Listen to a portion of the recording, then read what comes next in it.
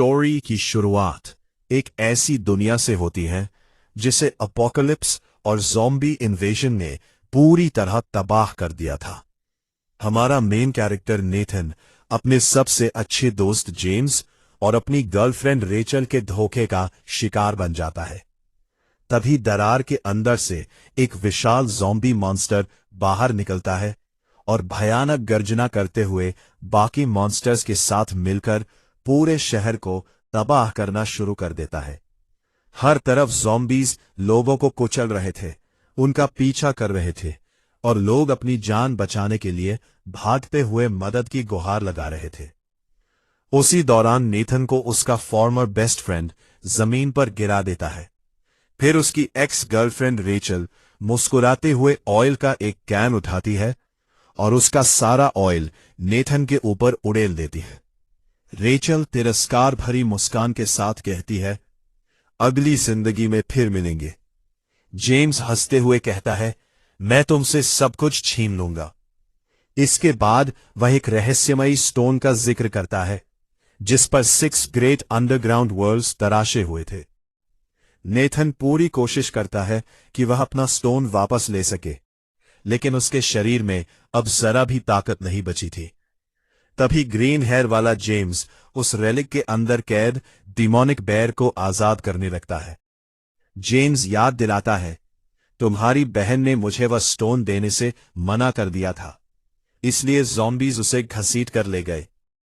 इतना कहने के बाद वह पागलों की तरह मुस्कुराते हुए कहता है, उसका खून अभी भी मेरे काम आ सकता है। यह सुनते ही नेथन गुस्से से भर उठता है। वह पूरी ताकत से जेम्स को मार डालना चाहता था, लेकिन उसके शरीर में अब लड़ने की ताकत नहीं बची थी। दूसरी तरफ लोग डिमोनिक बेयर को देखकर खुशी से झूम उठते हैं। उन्हें यकीन था कि इस ताकत का मालिक ही सबको बचा सकता है। तभी जेम्स और रेचल उस विशाल बेयर के पंजे पर चढ़ जाते हैं और नेथन का मजाक उड़ाते हुए कहते हैं, आग में जलकर मर जाओ।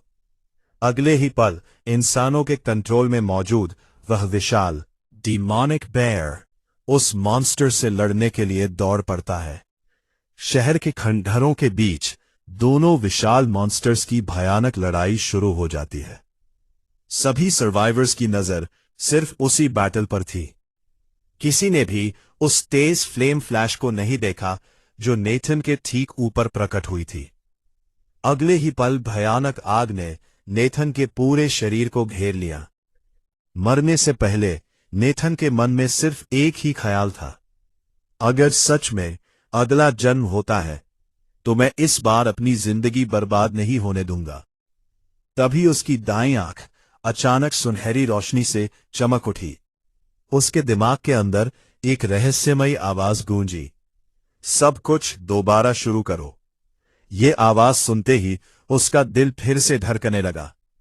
उसकी सुनहरी आंख से आग जैसी चमकती हुई एनर्जी बाहर निकलने लगी। अगले ही पल नेथन घबराकर उठ बैठा। हैरानी की बात यह थी कि उसके शरीर पर एक भी घाव नहीं था, आग का कोई निशान भी नहीं बचा था। लेकिन उसके मन में सबसे बड़ा सवाल वही रहस्यमयी आवाज थी। उसने तुरंत अपना फोन निकाला और डेट देखी। स्क्रीन पर 1 जुलाई 2028 लिखा था। इसका मतलब था कि वह अपोकलिप्स शुरू होने से पूरे 3 साल पहले वापस आ चुका था। खुद को शांत करने के लिए नेथन बाथरूम में गया और अपना चेहरा धोया। उसे अब भी यकीन नहीं हो रहा था कि उसे जिंदगी दोबारा जीने का मौका मिल गया है। तभी उसने मिरर में देखा कि उसकी दाईं आंख पूरी तरह गोल्डन हो चुकी थी। नेथन ने अंदाजा लगाया कि यह उसकी मौत के समय आग में बचा हुआ फायर सीड है। कुछ देर बाद वह खुद को संभालकर बाहर निकल गया। वह अपनी आंखों से ये यकीन करना चाहता था कि वह सच में पास्ट में लौट आया है। उसे विश्वास नहीं हो रहा था कि सिर्फ 3 दिन बाद यही शांत शहर पूरी तरह तबाह हो जाएगा। यहां मौजूद ज्यादातर लोग या तो मर जाएंगे या माइंडलेस ज़ॉम्बीज बन जाएंगे। अपोकलिप्स शुरू होते ही अनगिनत लोग मॉन्स्टर्स में बदल जाएंगे। हालांकि कुछ लोगों को ताकत भी मिलेगी, लेकिन पूरा शहर फिर भी नरक बन जाएगा। उसे यह भी अच्छी तरह याद था कि उसकी गर्लफ्रेंड रेचल और उसका बेस्ट फ्रेंड जेम्स बिना किसी हिचकिचाहट के उसे धोखा देंगे और आखिरकार उसकी मौत की वजह बनेंगे। तभी रेचल का फोन कॉल आ गया। नेथन थोड़ा हैरान हुआ, लेकिन उसने कॉल उठा लिया। रेचल ने नाराज होकर पूछा, इतनी देर से फोन क्यों नहीं उठा रहे थे? क्या तुम मुझसे ब्रेकअप करना चाहते हो? नेथन को रेचल की यह आदत बिल्कुल पसंद नहीं थी कि वो हर छोटी बात पर ब्रेकअप की धमकी देकर उससे अपनी हर इच्छा पूरी करवाती थी। लेकिन इस बार नेथन ने सब कुछ खत्म करने का फैसला कर लिया। उसने शांत स्वर में कहा, असल में मैं ही तुमसे अलग होना चाहता हूं। मैं सबसे तंग आ चुका हूं और अब किसी की खुशामद नहीं करूंगा। इतना कहकर नेथन ने रेचल के जवाब का इंतजार भी नहीं किया और कॉल काट दिया। उसे अच्छी तरह पता था कि उसके पास बहुत कम समय बचा है और उसे इस मौके का पूरा फायदा उठाना होगा। दूसरी तरफ रेचल गुस्से से आग बबूला हो गई। उसने अपना फोन गुस्से में बेड पर फेंक दिया। उसे सबसे ज्यादा गुस्सा इस बात का था कि नेथन ने उसे ब्लैकलिस्ट भी कर दिया था, इसलिए अब वो उसे दोबारा कॉल भी नहीं कर सकती थी। जेम्स ने पूछा, क्या नेथन को सब कुछ पता चल गया? रेचल ने सिर हिलाया। मुझे नहीं लगता, वो इतना बेवकूफ नहीं हो सकता। जेम्स बोला, जो ancient family heirlooms spiritual energy से भरे हुए हैं, उन्हें किसी भी कीमत पर हासिल करना होगा। मुझे महसूस हो रहा है कि बहुत बड़ी घटना होने वाली है। तभी रेचल को याद आया कि नेथन के पास भी एक पुरानी एंटीक चीज है और असली रेलिक उसकी बहन शेली के पास है। रेचल मुस्कुराई, जब नेथन शांत हो जाएगा और मुझसे माफी मांगते हुए वापस आएगा, तब मैं उसी से वो आर्टिफैक्ट मंगवाकर तुम्हें दे दूंगी। दूसरी तरफ नेथन पहले ही उस छोटे से एंशिएंट स्टोन को अपने हाथ में पकड़ चुका था, जिस पर सदियों पुरानी धूल की वजह से लिपि मुश्किल से दिखाई दे रही थी। शैली हैरान होकर बोली, तुम अचानक इस रेलिक के लिए 30 किलोमीटर टैक्सी से चलकर मेरे स्कूल तक आ गए। उसने यह भी देखा कि नेथन की दाईं आंख पहले जैसी नहीं रही थी। तभी नेथन ने गंभीर होकर पूछा, शैली, क्या तुम्हें मुझ पर भरोसा है? शैली कुछ पल के लिए हैरान रह गई, लेकिन फिर मुस्कुराकर बोली, मुझे अपने बड़े भाई पर पूरा भरोसा है। उसने नेथन को याद दिलाया, हम दोनों हमेशा एक दूसरे की मदद करते आए हैं। इतना कहकर शैली आगे बढ़ी और नेथन को गले लगा लिया। मुझे तुम पर बिना किसी शर्त के भरोसा है, क्योंकि मैं जानती हूं कि तुम जो भी करते हो वो हमेशा मेरे भले के लिए होता है। ये सुनकर नेथन बोला, अभी तुरंत स्कूल जाओ, अपना सारा सामान ले लो और फिर सीधे मेरे साथ घर चलना। शैली ने बिना कोई सवाल पूछे तुरंत हामी भर दी। ठीक है, हम 2 घंटे बाद मिलते हैं।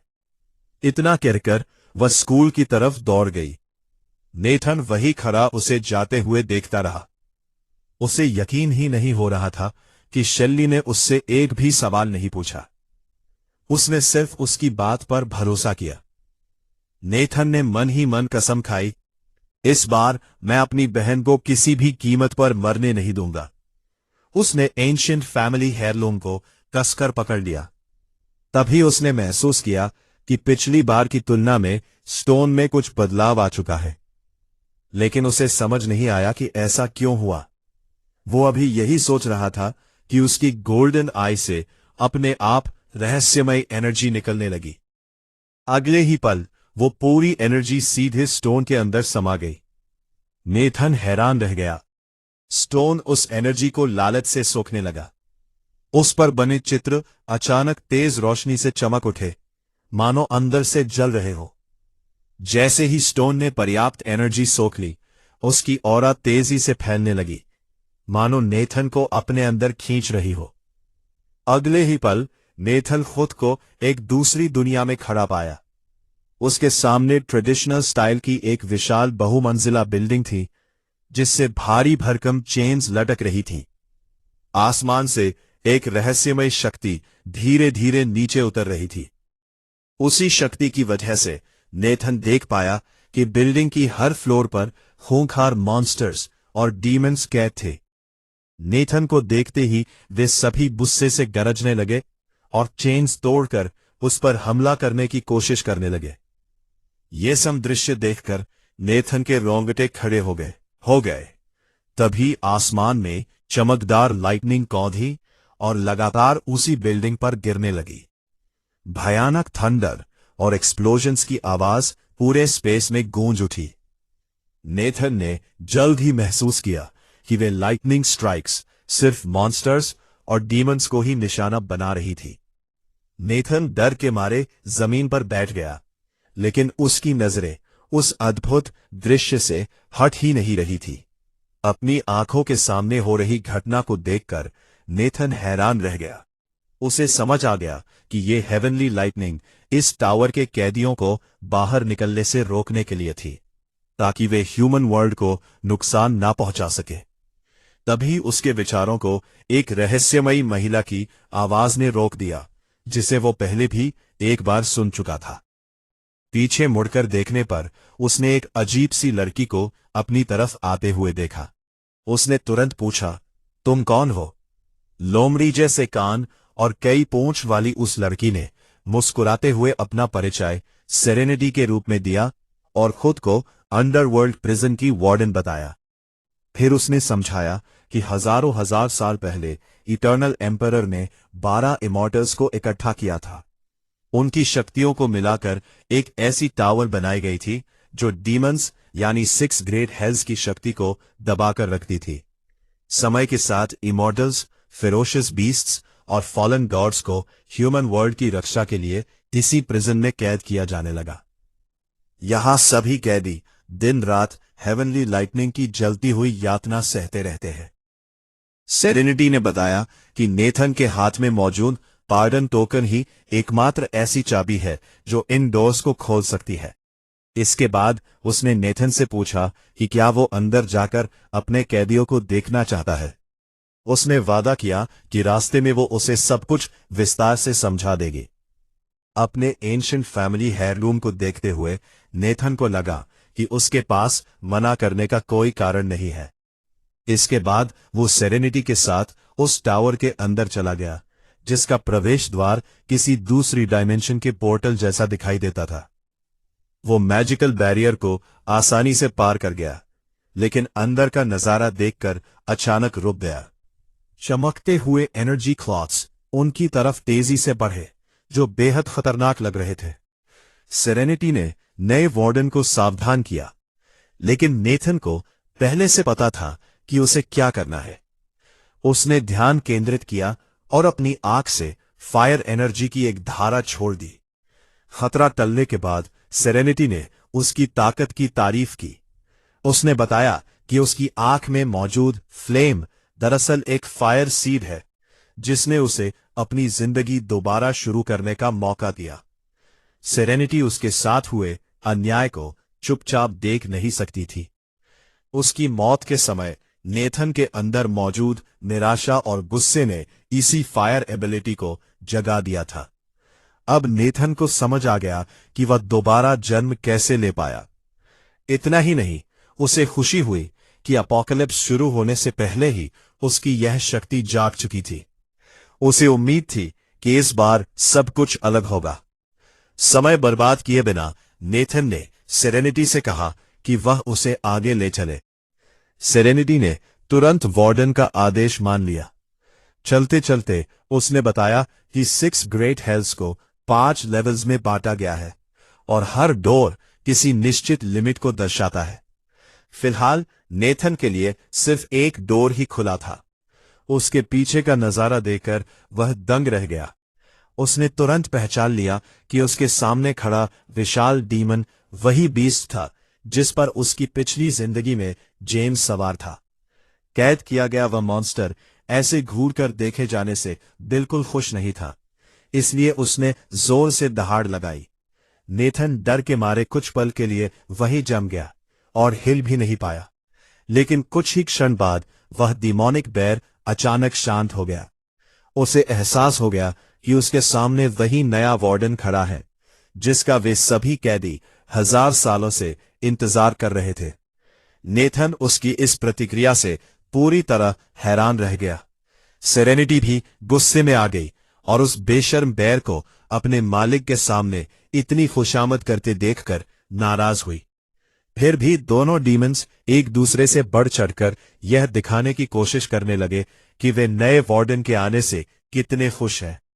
तभी अंधेरे से एक डरावनी आवाज गूंजी। उसने कहा कि 1000 साल जेल में बिताने के बाद डीमन किंग्स भी कुत्ते बन गए हैं। उसने ये भी कहा कि इस वार्डन में कुछ खास नहीं है और अगर वो उनसे वफादारी चाहता है तो पहले उसे हेवनली लाइटनिंग से 1000 साल तक और तड़पाना होगा।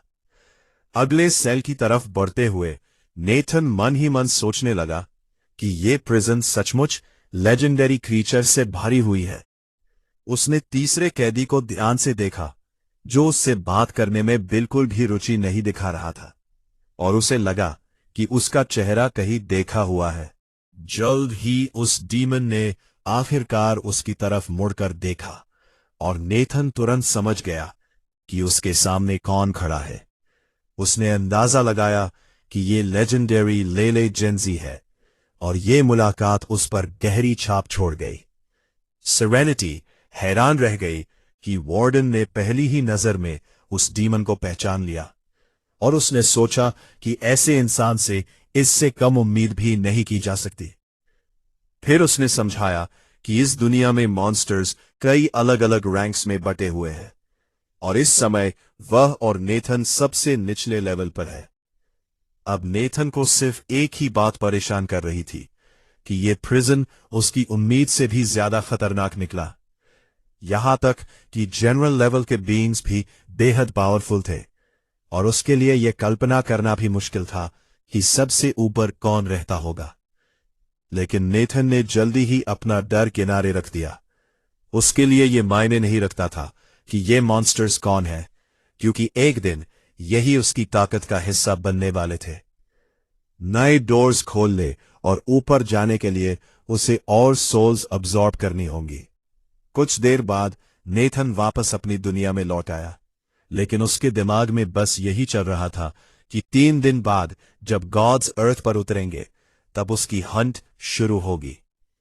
कुछ समय बाद नेथन एंटीक स्ट्रीट पहुंचा, क्योंकि उसे याद था कि पिछली जिंदगी में किसी को यही अमरता का ट्रेजर मिला था। नेथन ने दुकानदार की हर एंटीक को ध्यान से देखना शुरू किया। अगर उसकी याददाश्त सही थी तो वह ट्रेजर यही कहीं होना चाहिए था। अच्छी बात यह थी कि लोअर वर्ल्ड के फायर सीड से मजबूत हुई उसकी नजर किसी भी एंटीक से निकलने वाली एनर्जी को महसूस कर सकती थी।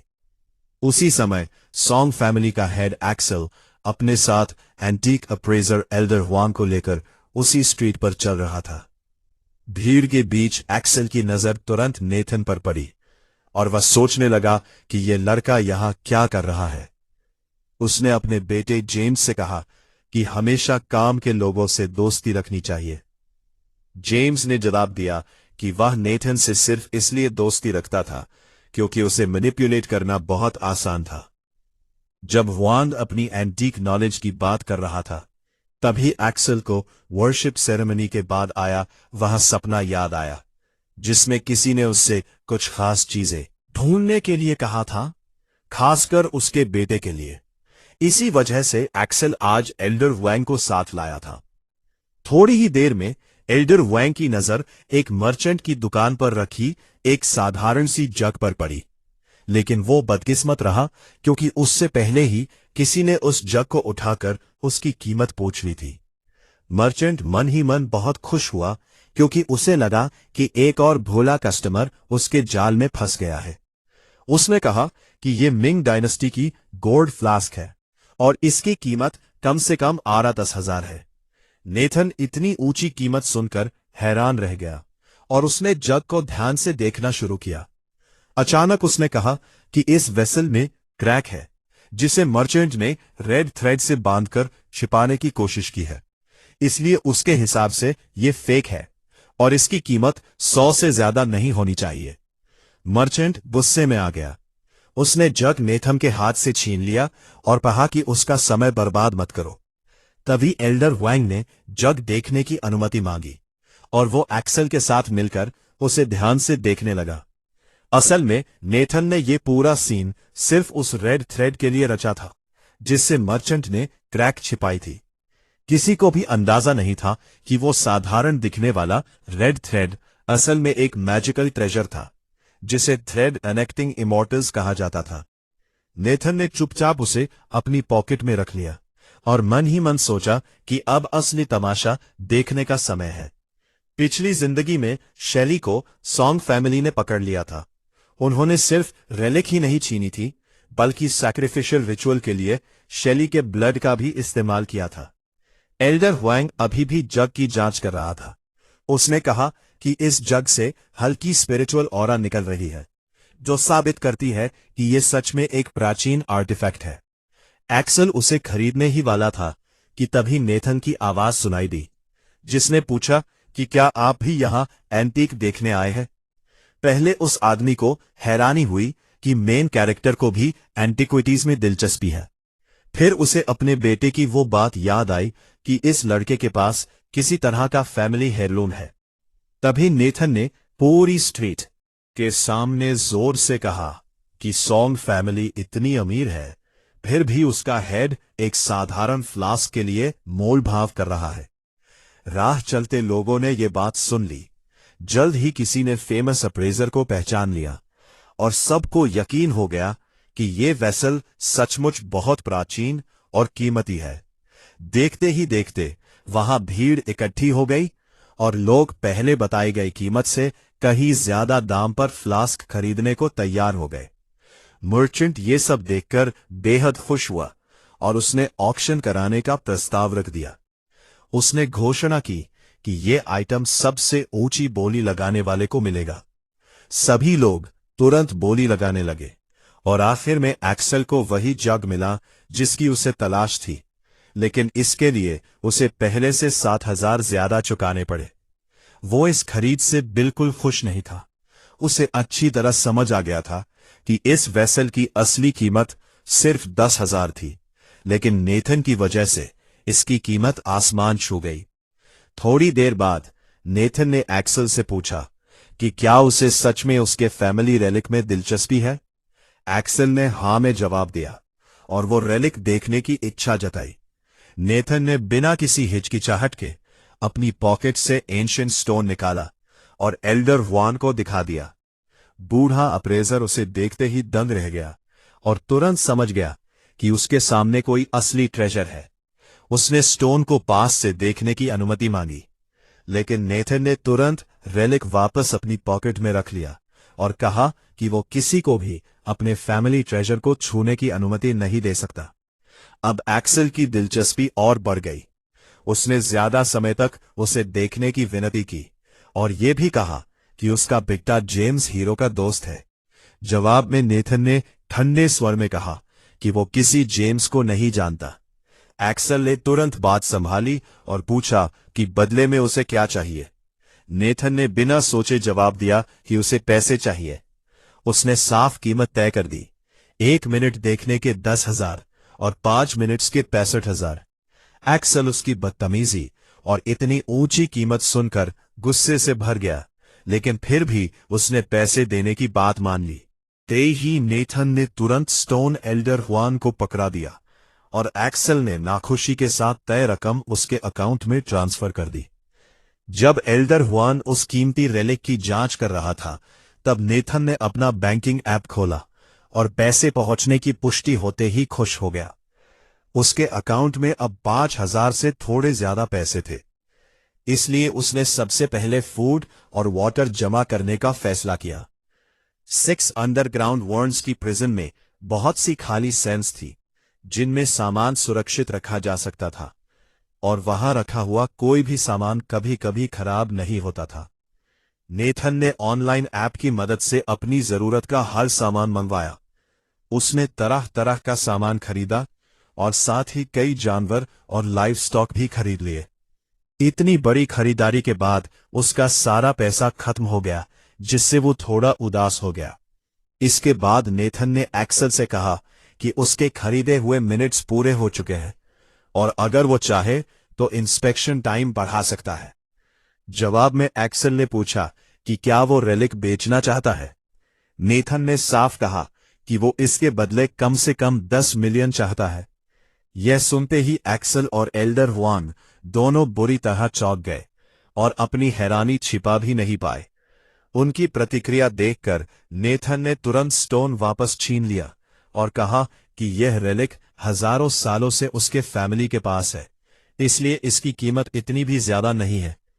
इतना कहकर मेन कैरेक्टर वहां से चला गया क्योंकि उसके पास और भी जरूरी काम थे। एल्डर हुआंग ने माना कि रेलिक सचमुच प्राचीन है, लेकिन उसके हिसाब से उसकी कीमत ज्यादा से ज्यादा 5,000 हो सकती है और उसने बार्गेन करने की सलाह दी। लेकिन एक्सेल का अब उसे खरीदने का उत्साह खत्म हो चुका था। उसने एल्डर का धन्यवाद किया और उसे जाने के लिए कह दिया। इसके बाद एक्सेल ने अपने बेटे को कॉल किया और आदेश दिया कि क्लैन के सभी लोगों को इकट्ठा करे। फिर तुरंत नेथन उसकी बहन और उस रेलिक को ढूंढकर उसके सामने लाए।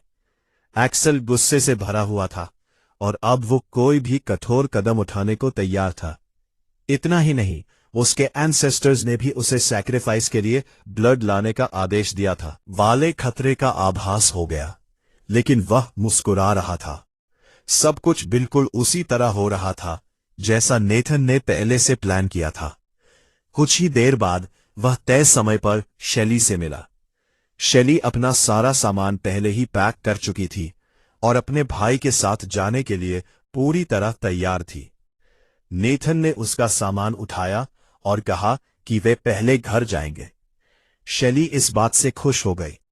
तभी उसकी क्लास टीचर बीएट्रिस घबराई हुई इनके पास दौड़ती हुई आई और उन्हें रुकने के लिए कहा। उसने पूछा कि शेली अचानक स्कूल क्यों छोड़ रही है, जबकि अगले ही दिन उसकी एग्जाम थी जिस पर उसका पूरा फ्यूचर निर्भर करता था। नेथन ने शांत स्वर में बताया कि शेली को स्कूल छोड़ने के लिए उसी ने कहा है और अब उसकी बहन यह स्कूल छोड़ देगी। बीएट्रिस यह सुनकर नाराज हो गई।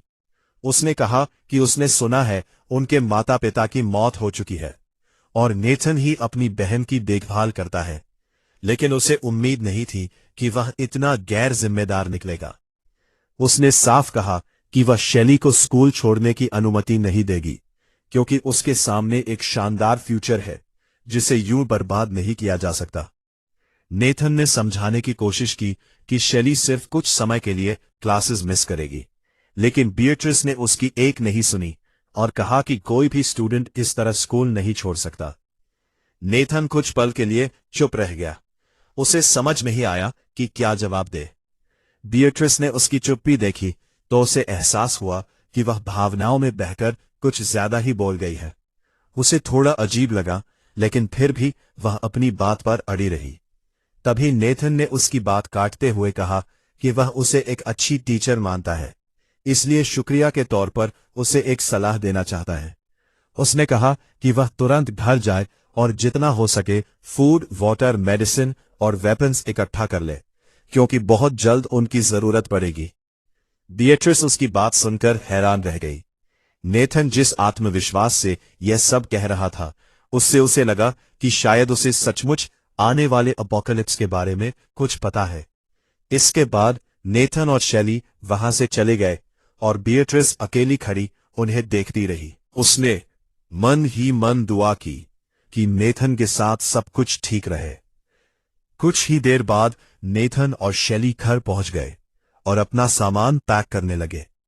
शेली को महसूस हो गया कि बहुत जल्द कुछ भयानक होने वाला है। नेथन ने उससे झूठ नहीं बोला। उसने उसकी बात मान ली और वादा किया कि वो हर हाल में अपनी छोटी बहन की रक्षा करेगा। इसके बाद नेथन ने रेलिक शेली को दे दिया और कहा कि उसे थोड़ी देर के लिए बाहर जाना होगा। उसने शेली से यह भी कहा कि जब तक वो वापस ना आए किसी के लिए भी डोर मत खोलना। शेली ने अपने भाई की बात मान ली, लेकिन उससे जल्दी लौट आने को कहा और बताया कि उसने दोनों के लिए खाना भी बना लिया है। अपार्टमेंट से बाहर निकलते हुए नेथन मन ही मन सोचने लगा कि जब तक रेलिक उसकी बहन के पास रहेगा वो हमेशा उसकी लोकेशन महसूस कर सकेगा। लेकिन बाहर पहुंचते ही वह चौंक गया क्योंकि रेचल पहले से ही उसका इंतजार कर रही थी। उसी समय रेचल फोन पर जेम्स से बात कर रही थी और उसे नेथन के घर आने के लिए कह रही थी। यह सुनकर जेम्स बहुत खुश हुआ और उसने रेचल से किसी भी तरह नेथन को रोककर रखने को कहा जब तक वो वहां पहुंच ना जाए। नेथन को देखते ही रेचल उसके पास आई और मुस्कुराकर पूछा कि क्या उसने उसे मिस किया। फिर उसने कहा कि जेम्स भी अभी आने वाला है, लेकिन नेथन ने उसकी किसी बात का जवाब नहीं दिया। उसने बस रेचल को रास्ते से हटाया और आगे बढ़ गया। रेचल यह देखकर हैरान रह गई। उसने गुस्से में पूछा कि इसका क्या मतलब है और क्या उसने सचमुच उससे ब्रेकअप करने का फैसला कर लिया है। उसने यह भी कहा कि नेथन को बच्चे जैसी हरकतें बंद करनी चाहिए और बिना वजह जलना नहीं चाहिए। लेकिन नेथन ने एक बार फिर उसे ठुकरा दिया और साफ कहा कि उसके साथ रिलेशनशिप में होने का ख्याल ही उसे घिन दिलाता है। फिर उसने ठंडे स्वर में कहा कि वो उससे दूर रहे। रेचल गुस्से से भर गई और उसे एहसान फरामोश कहने लगी।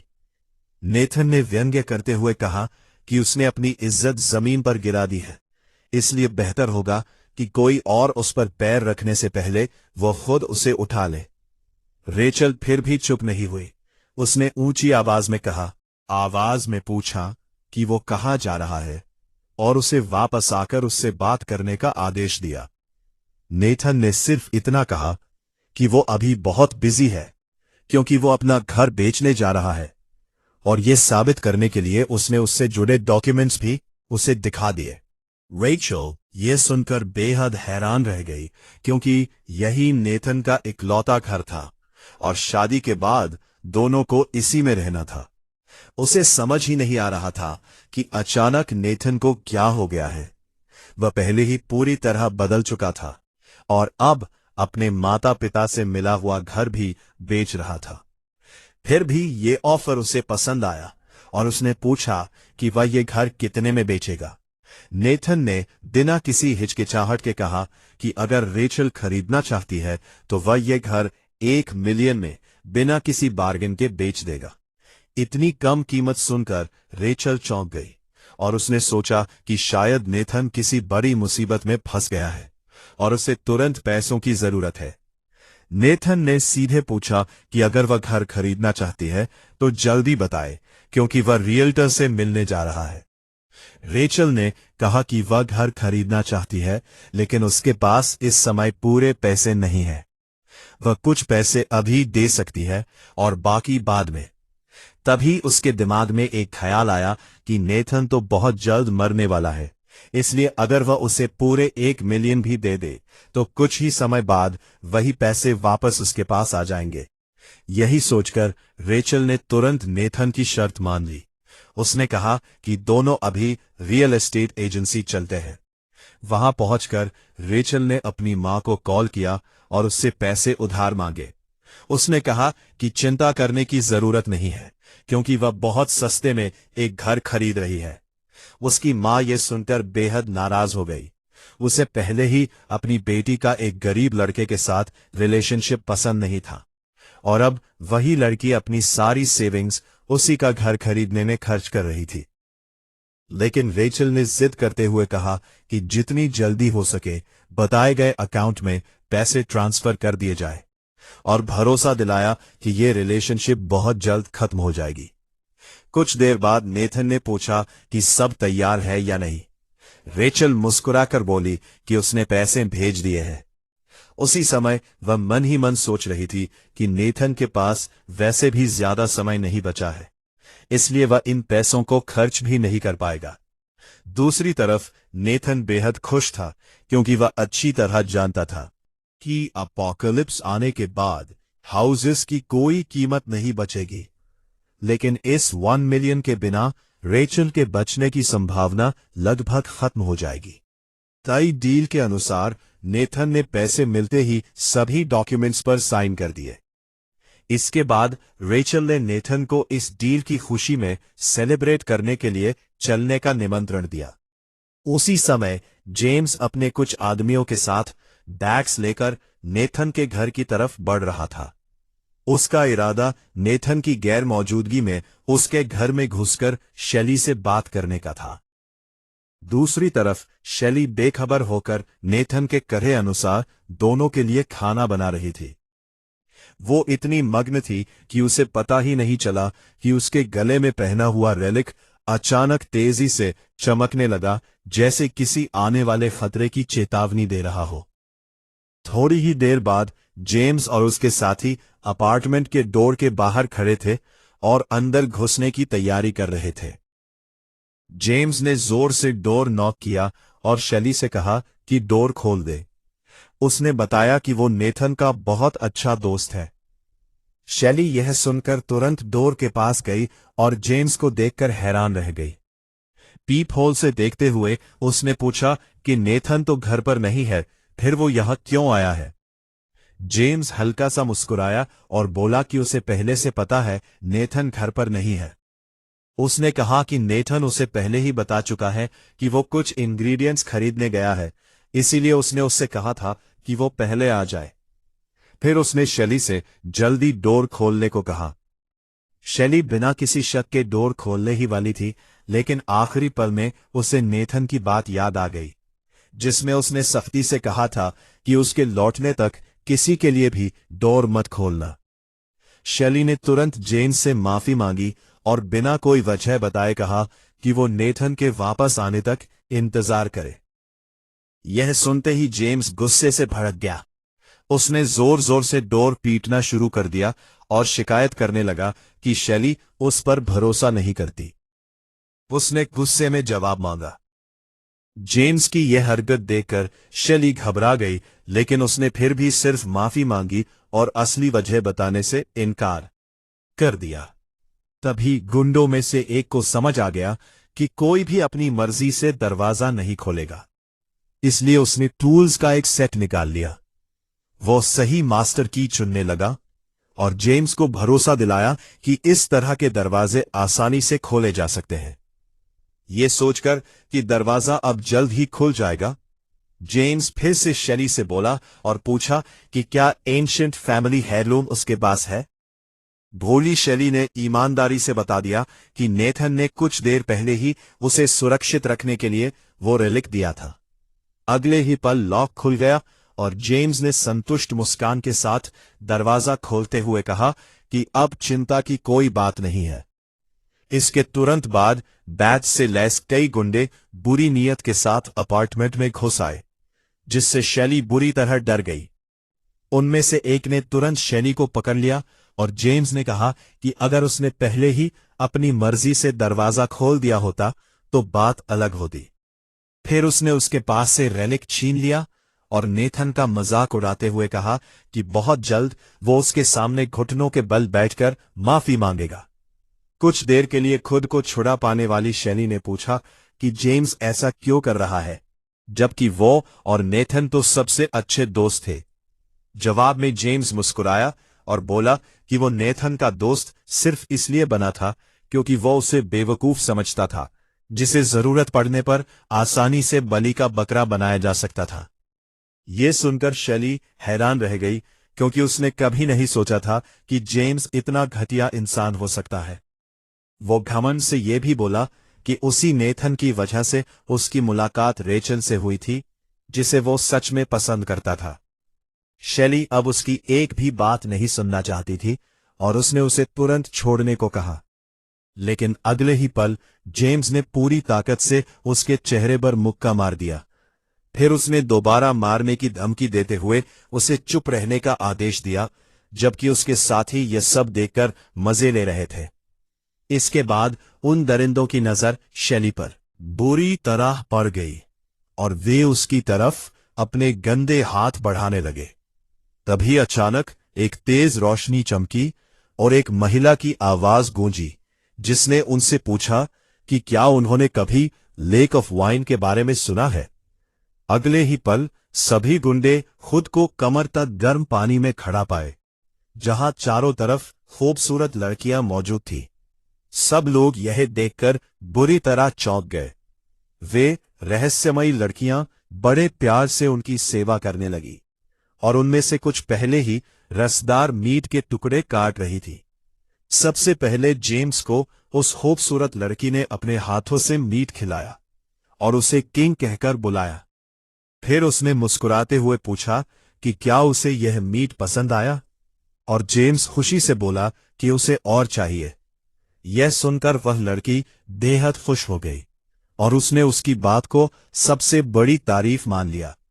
लेकिन तभी अचानक उसके चारों तरफ एक डरावनी ऑरा फैल गई और उसकी आंखें चमकदार लाल हो गई। उसने बताया कि जेम्स अभी तक अपने ही शरीर का मीट खा चुका है। उसी पल सभी गुंडों को एहसास हुआ कि उनके साथ कुछ भयानक हो रहा है। चारों तरफ फैले खून को देखकर वे डर से कांप उठे। लेकिन इससे भी ज्यादा डरावनी बात यह थी कि उन्होंने देखा कि उनके कुछ साथियों के दिल जिंदा रहते हुए उनके शरीर से निकाल दिए गए थे। जब उन्होंने पीछे मुड़कर देखा तो खूबसूरत लड़कियों की जगह पेड़ों से लटके हुए कंकाल दिखाई दिए। जल्द ही उन्हें समझ आ गया कि यह सब सेरेनिटी की करतूत थी, जो डरावनी मुस्कान के साथ उन्हें एक दूसरे के शरीर के बाकी हिस्से भी खाने का सुझाव दे रही थी। नेथन के अपार्टमेंट में घुसे सभी गुंडे सेरेनिटी द्वारा बनाई गई इल्यूजन में फंस चुके थे और जो कुछ उन्होंने देखा उसकी दहशत से मरने लगे। यह सब किनारे से देख रही शैली भी बुरी तरह डर गई, क्योंकि उसे बिल्कुल समझ नहीं आ रहा था कि आखिर हो क्या रहा है। गुंडों को लगा कि उनके सामने कोई गोस्ट है, लेकिन जेम्स ने जोर देकर कहा कि वे पहले भी कई लोगों को मार चुके हैं, इसलिए उन्हें किसी गोस्ट से डरने की जरूरत नहीं है। अपनी पॉकेट से वही नेथन का फैमिली हेयरलूम निकाला और फैसला किया कि उसी के अंदर यह मॉन्स्टर छिपा हुआ है। अपने गुस्से पर काबू न रख पाते हुए जेम्स उस स्टोन को गालियां देने लगा और उसे तोड़ने की धमकी देते हुए बोला कि तब उसके अंदर छिपा मॉन्स्टर भी मर जाएगा। अचानक ऐसा लगा जैसे वो रेलिक उन धमकियों पर प्रतिक्रिया देने लगा। उस समय रेलिक तेज रोशनी से चमक उठा और उससे एक डरावनी एनर्जी निकलने लगी, जिसने जेम्स को फिर से डरा दिया। अगले ही पल रेलिक के अंदर से एक डीमन का पंजों वाला हाथ बाहर निकला और उसने जेम्स पर हमला कर दिया। जेम्स के चेहरे पर कई गहरे निशान बन गए, जिनकी वजह से उसे असहनीय दर्द होने लगा। हैरानी में उसने रेलिक को नीचे गिरा दिया। वो स्टोन जमीन पर कई बार उछलते हुए तेज आवाज के साथ फ्रंट डोर की तरफ लुढ़क गया। ठीक उसी समय अपार्टमेंट का मालिक वापस घर लौट आया और नेथन ने तुरंत उस कीमती रेलिक को उठा लिया, जिसने अपना काम बखूबी पूरा कर दिया था। नेथन को अचानक सामने देखकर सभी लड़के हैरान रह गए। उन्हें विश्वास नहीं हो रहा था कि वो इतनी जल्दी वापस आ जाएगा और बिना किसी डर के उस स्टोन को अपने हाथों में उठा लेगा। तभी रेचल भी वहां पहुंच गई और जेम्स की हालत देखकर बुरी तरह घबरा गई। वो तुरंत उसके पास भागी और घबराकर पूछने लगी कि क्या वो ठीक है। जेम्स ने ज्यादा समय बर्बाद नहीं किया और अपने साथियों को आदेश दिया कि वे नेथन से वो रेलिक छीन ले। अगले ही पल कई लड़के नेथन की तरफ दौड़ पड़े, लेकिन वो बिल्कुल शांत खड़ा रहा और उनमें से किसी से भी नहीं डरा। उसी समय चिंतित सेरेनिटी ने नेथन को चेतावनी दी कि रेलिक की स्पिरिचुअल पावर लगभग खत्म हो चुकी है, क्योंकि लेई पहले ही बाहर निकल चुका था। लेकिन नेथन ने कहा कि अब उसकी बारी है अपनी बहन और उस फैमिली रेलिक की रक्षा करने की, क्योंकि वो अपनी नई शक्ति को भी आजमाना चाहता था। नेथन की सुनहरी आंख से भयानक आग की एक लहर निकली और सीधे उन गुंडों की तरफ बढ़ गई। देखते ही देखते सभी गुंडे आग की लपटों में घिर गए। उन्हें असहनीय दर्द होने लगा और वे जितनी भी कोशिश करते उस आग को बुझा नहीं पा रहे थे। कुछ लोग तो भागकर शावर के नीचे खड़े हो गए, लेकिन ठंडा पानी भी उस आग को नहीं बुझा सका। आग लगातार उनके कपड़ों और शरीर को जलाती रही। ये सब देखकर जेम्स डर से कांपने लगा। उसे समझ ही नहीं आ रहा था कि ये सब कैसे संभव है। कांपती आवाज में उसने नेथन से पूछा, क्या तुम्हें सच में मैजिक आता है? रेचल भी बुरी तरह डर गई और नेथन से दूर रहने को कहने लगी। उसने उसे याद दिलाया कि वे उसके अच्छे दोस्त हैं। नेथन ये सुनकर हंस पड़ा, क्योंकि कुछ ही देर पहले यही लोग उसके घर में घुसे थे, उसकी बहन को बंधक बनाया था और उसका फैमिली रेलिक चुराने आए थे। जेम्स ने अनजान बनने का नाटक किया और बोला कि यह सब सिर्फ एक गलतफहमी थी। फिर उसने चुपके से अपनी पीठ के पीछे एक नाइफ छिपा लिया और रेचल से कहा कि वो नेथन से बात करे, क्योंकि वो उसकी गर्लफ्रेंड है और जल्द ही उससे शादी करने वाली है। रेचल ने नेथन की तरफ देखकर उसे याद दिलाया कि वे दोनों शादी करने वाले थे। उसने ये भी कहा कि उसे किसी तरह का मुआवजा भी नहीं चाहिए। फिर मीठी आवाज में उसने नेथन से पूछा कि उसे ऐसी जादुई ताकत कहां से मिली और वादा किया कि वो उसे हमेशा प्यार करेगी। लेकिन उसी पल जेम्स ने अपनी छिपी हुई नाइफ निकाल ली और जोर से चिल्लाते हुए नेथन की तरफ झपटा ताकि वही उसे मार सके। लेकिन नेथन उस झूठी लड़की की मीठी बातों में नहीं आया। उसने समय रहते अपनी शक्ति का फिर से इस्तेमाल किया। नेथन शांत खड़ा ये सब देखता रहा और सोचने लगा कि आखिर उसे आग को कंट्रोल करने की शक्ति क्यों मिली। फिर उसने खुद ही जवाब दिया कि इस दुनिया में बहुत ज्यादा गंदे लोग हैं और इसलिए वो उन सबको आग में जलाकर खत्म कर देगा। इसी बीच सॉन्ग फैमिली टेम्पल में बड़ी संख्या में लोग अपने पूर्वजों की पूजा करने के लिए इकट्ठा हुए थे। एक्सेल वेदी के सामने खड़ा होकर अपने पूर्वजों की आत्माओं से सॉन्ग क्लैन पर आशीर्वाद बरसाने की प्रार्थना कर रहा था। फिर उसने कहा कि हवा और बारिश की ताकत लगातार बढ़ती जा रही है और धीरे धीरे अपना असली रूप ले रही है। उसकी बात खत्म होते ही वेदी पर रखा स्टोन टैबलेट चमकने लगा और उससे एक स्पिरिट बाहर निकली।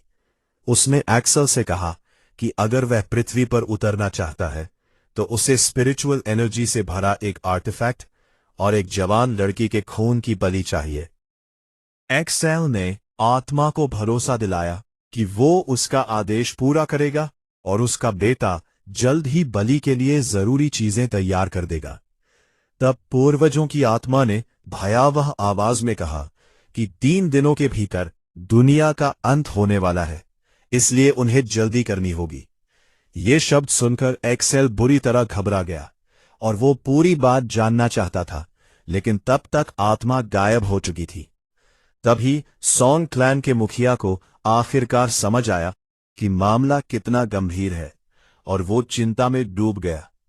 बिना एक पल गंवाए एक्सेल ने अपने आदमियों को तुरंत बड़ी मात्रा में खाने पीने का सामान खरीदने का आदेश दिया, क्योंकि ट्रायल का दिन करीब आ चुका था। इसके अलावा उसने जेम्स से संपर्क करने को कहा और आदेश दिया कि वो तुरंत लोगों को पकड़ कर लाए ताकि उन्हें पूर्वजों की बलि चढ़ाया जा सके। उसी समय मंदिर के मुख्य द्वार जोरदार आवाज के साथ खुल गए, जिससे वहां मौजूद सभी लोग डर गए। नेथन आत्मविश्वास से अंदर चला आया। उसने जेम्स की लाश जमीन पर फेंक दी और कहा कि सॉन्ग क्लैन के मुखिया को इतनी चिंता करने की जरूरत नहीं है, क्योंकि वो खुद ही यहां आ गया है। नेथन की इस हरकत पर एक्सेल गुस्से से भर गया। उसे यकीन नहीं हो रहा था कि कोई लड़का उनके पूर्वजों के मंदिर में ऐसे घुस सकता है जैसे यहां कोई सार्वजनिक जगह हो। गुस्से में उसने तुरंत अपने आदमियों को नेथन को मार डालने का आदेश दिया। आदेश मिलते ही कई लोग निहत्थे नेथन की तरफ दौड़ पड़े ताकि उसकी इस बदतमीजी की सजा दे सके, लेकिन नेथन बिल्कुल शांत खड़ा रहा। अगले ही पल उसने अपनी आंखें खोली और अपने अंदर जमा हुई शक्ति को बाहर छोड़ दिया। उसे ऐसा महसूस हुआ जैसे समय धीमा पड़ गया हो और वो अपनी तरफ दौड़ रहे हर इंसान के सिर और सीने के अंदर मौजूद गर्मी के कोर को साफ देख सकता था। अगले ही सेकंड नेथन बिजली की रफ्तार से आगे बढ़ा। वो आसानी से हर अटैक से बचता गया और अपनी आग की शक्ति से एक एक करके सभी दुश्मनों को जला दिया। कुछ ही सेकंड बाद नेथन आराम से एक्सेल की तरफ बढ़ने लगा, जबकि उसके पीछे उसके सभी दुश्मन जिंदा जल रहे थे और दर्द से तड़प रहे थे। यह देखकर एक्सेल पूरी तरह हैरान रह गया। नेथन मुस्कुराते हुए सॉन्ग क्लैन के मुखिया का अभिवादन करने लगा। एक्सेल गुस्से से चिल्लाया कि नेथन ने उनके पूर्वजों के मंदिर में इतनी बड़ी गुस्ताखी कैसे कर दी, लेकिन उसके पास अभी भी एक आखिरी चाल बची हुई थी। अगले ही पल उसने अपनी कमर से छिपी हुई पिस्टल निकाली और सीधे नेथन पर तान दी। उसका इरादा नेथन को उसी समय मार डालने का था, लेकिन नेथन बिल्कुल नहीं डरा। वो साफ महसूस कर सकता था कि उस गन के अंदर भी गर्मी का एक कोर मौजूद है और वो अपनी शक्ति से उसे आसानी से नष्ट कर सकता है। उसे सिर्फ अपनी उंगलियां चटकानी थी। अगले ही पल उसने ऐसा ही किया। अचानक पिस्टल के अंदर एक छोटा सा एक्सप्लोजन हुआ और वो टुकड़ों में बिखर गई। उसके उड़ते हुए टुकड़ों ने खुद एक्सेल के हाथों को घायल कर दिया। नेथन उसके हाथों से बहते हुए खून को देखकर बोला, तुम्हें गन से खेलने की आदत छोड़ देनी चाहिए। फिर उसने मन ही मन सोचा कि उसकी शक्ति अभी सिर्फ फर्स्ट स्टेज में है, लेकिन फिर भी वो एक साथ 10 गैलन्स फायर को कंट्रोल कर सकता है। इस बीच घायल एक्सेल घिसटता हुआ वेदी तक पहुंचा और अपने पूर्वजों की आत्मा से मदद की गुहार लगाने लगा। उसने नेथन को शैतान कहते हुए बताया कि सॉन्ग फैमिली तबाह होने की कगार पर है और उनसे प्रार्थना की कि वे अपनी डिवाइन पावर दिखाएं, क्योंकि सॉन्ग क्लैन की वंश परंपरा किसी भी कीमत पर खत्म नहीं होनी चाहिए। यह सुनते ही पूर्वजों की आत्मा गुस्से में आ गई। उसने जोर से घोषणा की कि वो प्राचीन अग्नि नक्षत्र इंको है और वो इस बुराई की जड़ को हमेशा के लिए खत्म कर देगा। इतना कहकर उसने आग की कई धाराएं सीधे नेथन की तरफ छोड़ दी। नेथन ने कभी नहीं सोचा था कि उसे ऐसे दुश्मन का सामना करना पड़ेगा। उसी समय एक्सेल ने महसूस किया कि उसके हाथों का दर्द पूरी तरह गायब हो चुका है। इतना ही नहीं, उसके सभी आदमियों की चोटें भी भग चुकी थी। ये देखकर एक्सेल का आत्मविश्वास लौट आया। उसने हंसते हुए घोषणा की कि न्याय का देवता खुद बुराई का अंत कर रहा है और अब नेथन का बचना नामुमकिन है। अगले ही पल नेथन ने सॉन्ग फैमिली की पूर्वजों की आत्मा को अपने सामने असली रूप में देखा। वो अब एक विशालकाय अस्तित्व बन चुकी थी। शुरुआत में नेथन का इरादा सिर्फ कुछ पुराने खजाने चुराकर पैसे कमाने का था, लेकिन उसने कभी नहीं सोचा था कि उसे इतने भयानक दुश्मन का सामना करना पड़ेगा। इनको का कोई इरादा नहीं था कि वो हीरो से बात करे। वो सॉन्ग फैमिली से खतरा जितनी जल्दी हो सके खत्म करना चाहता था। इसलिए उसने तुरंत अपने पैर से नेथन को कुचलने की कोशिश की, लेकिन नेथन समय रहते एक तरफ कूद गया और उस हमले से बच निकला। हालांकि इनको रुका नहीं, उसने तुरंत अपने हाथ से नेथन पर दूसरा हमला कर दिया और उसे संभालने का मौका भी नहीं दिया। अगले ही पल पूरे इलाके में एक जोरदार धमाका गूंज उठा। एक्सेल खुशी से भर गया। उसे पूरा यकीन था कि अब नेथन जरूर मर गया होगा, लेकिन अगले ही पल उसके चेहरे की खुशी गायब हो गई। उसने देखा कि नेथन बिल्कुल सही सलामत खड़ा था और उसके पास एक भयानक डीमन बेयर मौजूद था। उस विशाल डीमन बेयर की पीठ पर खड़े नेथन ने एक्सेल की तरफ देखकर मुस्कुराते हुए पूछा, अभी किसे दफना रहे थे? कुछ देर पहले सेरेनिटी ने नेथन को बताया था कि फायर स्टार लॉर्ड पिछले 1000 सालों से अपनी ताकत इकट्ठा कर रहा है और अब वो अर्थ पर उतरने से बस एक कदम दूर है। अगर नेथन उसे पकड़कर एब्सॉर्ब कर लेता है तो उसकी फायर एबिलिटी बहुत ज्यादा पावरफुल हो जाएगी। फिलहाल ग्रेट टोकन ऑफ क्राइम में मेंटल स्ट्रेंथ की कमी थी, लेकिन अगर नेथन रिस्क ले तो उसके जीतने का मौका था। सेरेनिटी ने बताया कि वो अपनी सोल पावर का एक हिस्सा टोकन में डाल सकता है और फिर प्रिजन में कैद किसी डीमन को बुला सकता है। नेथन ने कहा कि ऐसा करना संभव तो है, लेकिन अगर वो समय रहते अपनी सोल पावर रिकवर नहीं कर पाया तो बुलाया गया डीमन प्रिजन से भाग सकता है। हालांकि नेथन के दिमाग में पहले से ही एक प्लान था। उसने आत्मविश्वास से कहा कि रिस्क कोई भी ले सकता है, लेकिन वह नहीं। अगले ही पल नेथन ने अपनी गोल्डन आई की सारी एनर्जी इकट्ठा की और एक चमकदार बीम सीधे रेलिक में भेज दी। फिर उसने प्रिजन में कैद सभी डीमन से कहा, मैंने इस टोकन के अंदर हेल फायर भर दी है। अगर मैं मर गया तो यही हेल फायर इस रेलिक को पूरी तरह नष्ट कर देगी, और अगर टोकन नष्ट हो गया तो इस दुनिया में कोई भी दोबारा इस प्रिजन को कभी नहीं खोल पाएगा। तब तुम सब हमेशा के लिए यही कैद रहोगे। इसलिए अगर आजादी चाहते हो तो मुझे जिंदा वापस लौटने में मदद करो। इतना कहने के बाद नेथन ने अपनी सोल का एक हिस्सा अलग किया और उसे रेलिक के अंदर भेज दिया।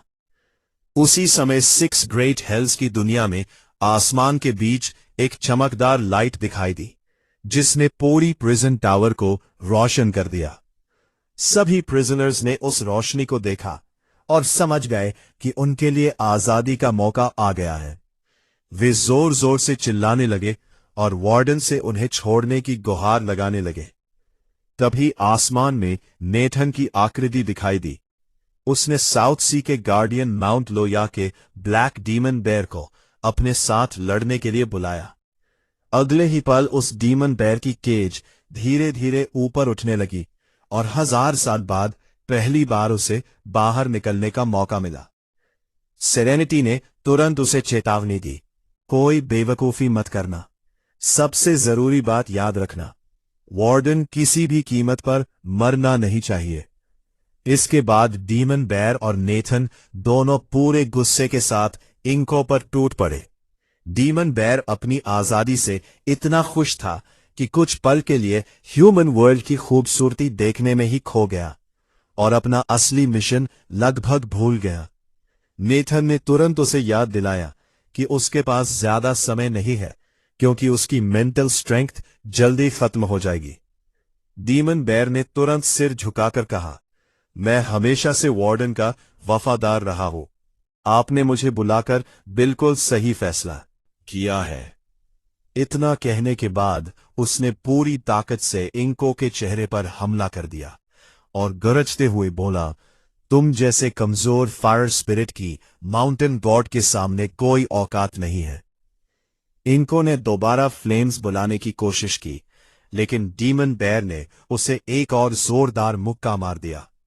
डीमन बेयर अब बिल्कुल भी उसे छोड़ने के मूड में नहीं था। धीरे धीरे इंको का शरीर गायब होने लगा, क्योंकि उसका असली शरीर अभी भी दूसरी दुनिया में था और वो अब अपनी पूरी ताकत इस्तेमाल नहीं कर पा रहा था। अचानक फायर स्पिरिट की गर्दन के चारों ओर एक रोप लिपट गई और उसे जोर से अपनी तरफ खींच लिया। दरअसल नेथन ने उसके भागने की कोशिश का पहले ही अंदाजा लगा लिया था और इमोर्टल्स को बांधने वाली रोप का इस्तेमाल किया था। अगले ही पल फायर स्पिरिट पूरी तरह जमीन पर जकड़ दिया गया और अब वो ना तो बेयर डीमन से बच सकता था और ना ही नेथन से। शुरुआत से अंत तक ये सब देख रहा एक्सल यकीन ही नहीं कर पा रहा था कि फायर स्टार लॉर्ड को मेन कैरेक्टर ने हरा दिया था। तभी उसकी नजर उस जग पर पड़ी जिसे उसने हाल ही में खरीदा था और उसे याद आया कि उस जग पर लाल रंग की रोप बंधी हुई थी। नेथन ने उसकी तरफ देखते हुए कहा कि एक्सल की वजह से ही उसे इमोर्टल्स को बांधने वाली रोप मिल सकी। एक्सल की आंखों में आंसू आ गए। उसने कैद हुए फायर स्पिरिट को देखा और अपनी ही हार पर पछताने लगा। इस बीच फायर स्टार लॉर्ड का शरीर धीरे धीरे प्योर एनर्जी में बदलने लगा और उसका असली रूप गायब होने लगा। कुछ ही देर बाद उसकी सारी पावर सिमटकर एक छोटे से क्रिस्टल में बदल गई, जिसे नेथन शुरू से हासिल करना चाहता था।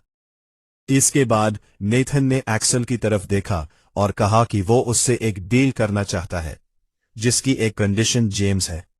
नेथन ने सीधा पूछा कि सॉन्ग फैमिली के वारिस को बचाने के लिए वो कितनी कीमत देने को तैयार है।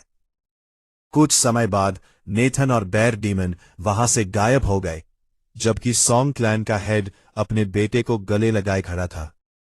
एक्सल ने कहा कि अब पैसा किसी काम का नहीं, क्योंकि अपोकलिप्स आने वाला है और इंसान के लिए सबसे जरूरी चीज अपनी जान बचाना है।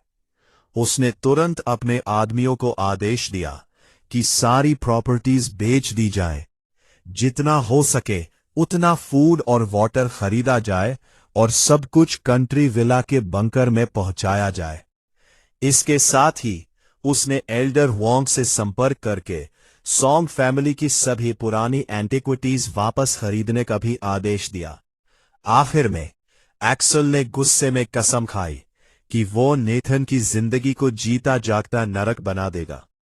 दूसरी तरफ नेथन ऐसे ही आराम से सिटी में घूम रहा था जैसे कुछ हुआ ही न हो, और रास्ते में स्टोर से लगातार सप्लाईज खरीदता जा रहा था। तभी उसके फोन पर मैसेज आया कि उसके बैंक अकाउंट में लगभग 30 मिलियन जमा हो चुके हैं। नेथन ने मन ही मन सोचा कि अगर उसके पास और समय होता तो वो सॉन्ग फैमिली के बारे में बहुत कुछ पता कर सकता था, लेकिन अभी उसके लिए सबसे जरूरी चीज स्पीड थी। इसके बाद वो एक फार्मेसी में गया और बोला कि उसे शैनकिंग टैबलेट्स की 1000 गोलियां चाहिए। लड़की हैरान रह गई क्योंकि ये दवा पॉइजन हटाने के लिए इस्तेमाल होती थी, लेकिन नेथन ने कोई वजह नहीं बताई और सिर्फ पूछा कि क्या वे इतनी टैबलेट्स बेच सकते हैं। लड़की ने जवाब दिया कि इतनी बड़ी क्वांटिटी आने में 2 दिन लग सकते हैं। नेथन ने कहा कि अगर डिलीवरी कल तक मिल जाए तो वो एक्स्ट्रा 20% पेमेंट देगा। इसके बाद वो फिर से आगे बढ़ गया। चलते चलते उसे याद आया कि पूरे FWI में शैनकिंग टैबलेट्स सिर्फ 10,000 ही बची थी। नेथन को खुद भी हैरानी हुई कि अपोकलिप्स से ठीक पहले उसके लिए सबसे महत्वपूर्ण रिसोर्स यही साधारण सी मेडिसिन बनने वाली थी। तभी उसे अपनी पिछली जिंदगी याद आ गई जब वो बुरी तरह बीमार पड़ गया था और उसे लगा था कि अब वो मर जाएगा। उस समय उसे सबसे ज्यादा अफसोस इस बात का था कि उसने पहले से शैनकिंग टैबलेट्स इकट्ठी नहीं की थी, क्योंकि यही दवा एबिलिटी अवेकनिंग को तेज करती थी और ज़ॉम्बी वायरस को दबाने में भी बेहद असरदार थी। दूसरी तरफ शेली ने अपने भाई की बात ना मानते हुए भी उसकी मदद करने का फैसला किया और मेडिसिन लाने के लिए घर से बाहर निकल गई। नेथन को दर्द के साथ याद आया कि पिछली जिंदगी में उसकी छोटी बहन हमेशा के लिए उससे बिछड़ गई थी। थोड़ी ही देर बाद सॉन्ग क्लैन के लोगों ने उसे पकड़ लिया था। इन्हीं ख्यालों में खोया नेथन कब अपने घर पहुंच गया उसे खुद भी पता नहीं चला, लेकिन इस बार उसे किसी बात की चिंता नहीं थी। उसने ठान लिया था कि इस बार शेली के साथ वही सब कभी नहीं होने देगा जो उसकी पिछली जिंदगी में हुआ था। सॉन्ग क्लैन को आने वाले अपोकलिप्स की जानकारी मिल चुकी थी, इसीलिए वे तेजी से फूड जमा कर रहे थे, लेकिन उन्हें बिल्कुल भी अंदाजा नहीं था कि शुरुआती दौर में सबसे कीमती रिसोर्स फूड नहीं बल्कि अवेकेंड एबिलिटीज वाले इंसान होने वाले थे।